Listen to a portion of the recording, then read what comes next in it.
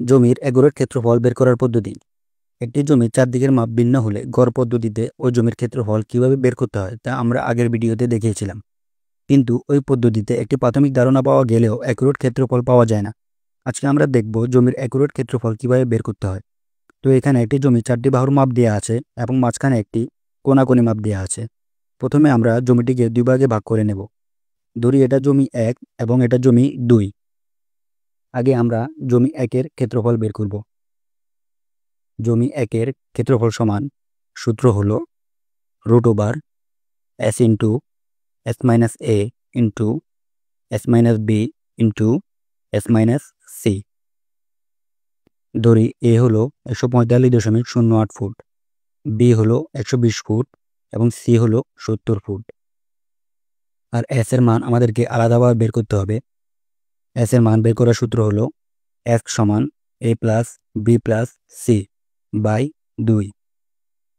তো এর মান 145.08 যোগ b এর মান 120 যোগ c এর মান 70 বাই 2 সমান 167.54 ফুট। এবার সবগুলো মান বসিয়ে দিলে আসবে 4177.20 এসএফটি বা বর্গফুট। আমরা জমি 1-এর ক্ষেত্রফল পেয়ে গেছি। এবার একই পদ্ধতিতে আমাদের জমি 2-এর ক্ষেত্রফল বের করতে হবে। তো জমি 2-এর ক্ষেত্রফল বের করার জন্য একই সূত্রটাই ব্যবহার করতে হবে। তো জমি 2-এর ক্ষেত্রফল সমান √s into s minus a into s minus b into s minus c। তো ধরি এ হচ্ছে 145.08 ফিট, বি হলো 126 ফিট এবং সি হলো 75 ফিট। আবার আগের মতো এস এর মানটা আমাদের আলাদাভাবে বের করতে হবে। তো এস সমান A plus B plus C by 2।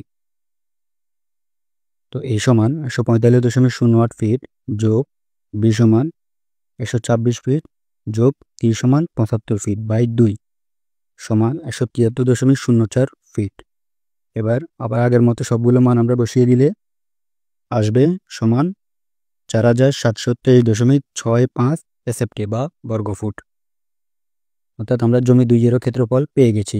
এবার আমাদেরকে জমি 1 এবং জমি 2-এর ক্ষেত্রফলকে যোগ করতে হবে।